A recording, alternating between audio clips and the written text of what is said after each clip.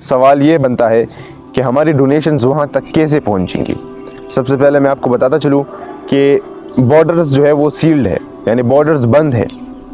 तो जो air trucks होते हैं वो बॉर्डर्स के थ्रू नहीं जा सकते। 2-3 महीने हो चुके हैं कि बॉर्डर्स बिल्कुल बंद है और हज़ारों की तादाद में ट्रक्स खड़े हैं, एयर ट्रक्स, लेकिन वो बॉर्डर से पास नहीं हो रहे हैं। दूसरी वजह मैं आपको बताता चलूँ कि हम डोनेशंस को किस तरह सेंड करेंगे और ये एयर ट्रक्स के हम क्यों ज़रिए इसके ज़रिए हम क्यों नहीं भेज रहे। उसकी सबसे बड़ी वजह यह है कि एयर ट्रक्स एक तो एक्सपेंसिव है और दूसरी उसकी वजह यह कि वो डिले हो रही है और उस डिले का कोई पता नहीं कि ये कब तक डिले होगी।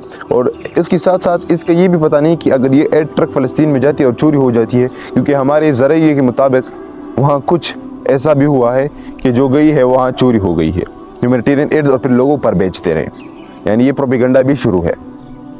इसके अलावा मैं आपको बताता चलूँ कि हम अपनी इमदाद को जो है हम पैसों की शक्ल में बेचते हैं और वो भी डायरेक्ट फ़लस्तीन के वॉलंटियर्स को। वो वॉलंटियर्स ग्राउंड लेवल पे काम कर रहे हैं और मुख्तलिफ वॉलंटियर्स हैं।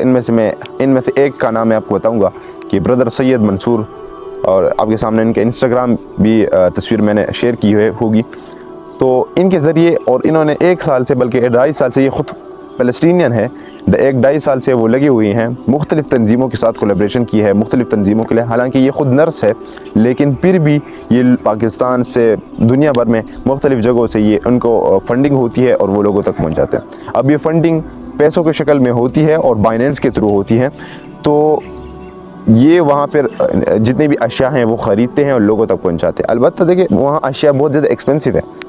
देखिए, जब किसी चीज़ की कमी होती है किसी इलाके में, तो उस चीज़ की अहमियत ज़्यादा हो जाती है, वो टॉप प्रायोरिटी में रहती है।